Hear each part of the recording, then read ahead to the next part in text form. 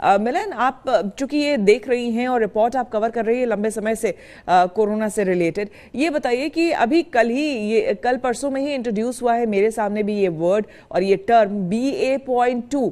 अब ये क्या है, जरा समझाइए।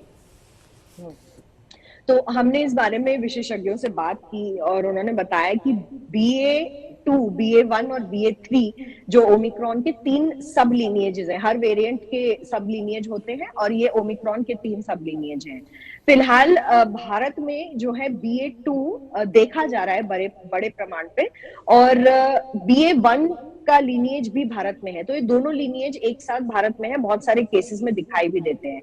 लेकिन जब हमने पूछा कि कई टेस्ट में ऐसा होता है कि आपको कोरोना के लक्षण हैं और फिर भी आप नेगेटिव टेस्ट कर जाते हैं, चाहे वो रैपिड एंटीजन में हो या RT-PCR में हो, या फिर आप ये सिम्टोमेटिक रहते कंप्लीटली, फिर आप नेगेटिव टेस्ट कर जाते हैं तो पता नहीं चलता कि आपको कोविड है या नहीं है, या आप किसी अपने करीबी से संक्रमण में आए। जैसे एक घर में अगर किसी को कोविड हुआ और सामने वाले को, जो आपके साथ रह रहा है, आपके माता पिता, भाई बहन, पति, उनको नहीं हुआ, तो इसका क्या कारण है? तो हो सकता है ये BA.1 लीनिएज है। जो BA.1 लीनिएज है वो RT-PCR टेस्ट को इवेड कर देता है, वो अच्छा। दिखाई नहीं देता है RT-PCR टेस्ट में। एस जीन फेलियर टारगेट के द्वारा हम ट्रैक करते हैं कि किस तरीके से ओमिक्रॉन का कौन सा वेरिएंट आपको हुआ है। लेकिन अभी तक जो ओमिश्योर किट की हम इंतजार कर रहे थे, जो टेस्ट करते से ही बता देता है कि आपको ओमिक्रॉन है या कोई और वेरिएंट है, वो अभी तक मार्केट में नहीं आया है। इसलिए श्वेता, हमें अभी भी जीनोम सीक्वेंसिंग पर डिपेंड करना पड़ेगा।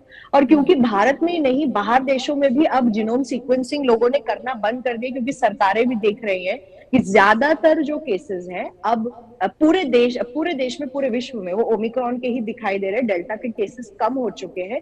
BA.2 ने BA.1 को भी टेक ओवर कर लिया है और डेल्टा वेरिएंट को भी टेक ओवर कर लिया है, इसलिए इतनी जीनोम सीक्वेंसिंग अब हो नहीं रही है।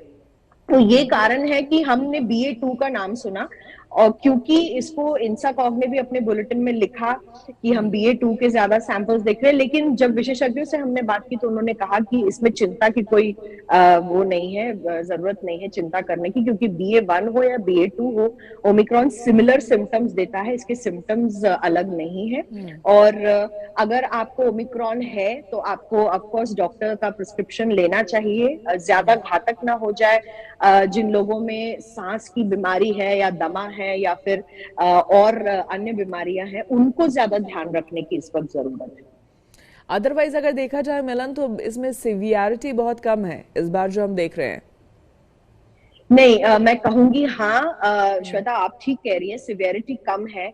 लेकिन वो 3 फैक्टर्स पे डिपेंड करती है। पहला, आपकी उम्र क्या है। अगर आप ज्यादा यंग हैं तो आपके लिए सिवियरिटी कम हो सकती है।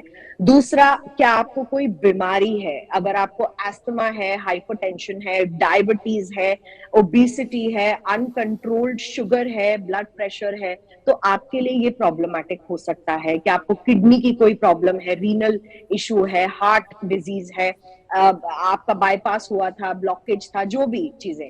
और तीसरी जो बहुत अहम बात है वो वैक्सीनेशन। आपने कितनी डोज वैक्सीन की लगाई है, क्या आप 2 डोज लगा चुके हैं, क्या आपने एक ही डोज लगाई है, क्या आप बूस्टर शॉट ले चुके हैं या नहीं। क्योंकि उन लोगों में जो वैक्सीन ले चुके हैं उनमें ओमिक्रॉन का असर बहुत ही कम दिखाई दिया है।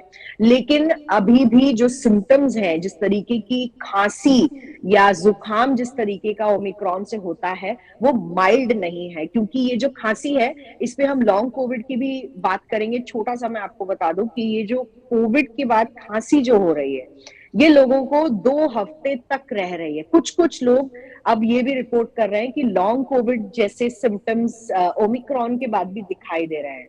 तो डॉक्टर्स ने कहा है, खासकर एम्स के डॉक्टर्स ने, अगर आपको कोविड से रिकवर होने के बाद 2 हफ्ते तक खांसी, तो आपको टीबी का टेस्ट कराना होगा, क्योंकि ये और बीमारियों को जन्म दे रहा है आपके शरीर में।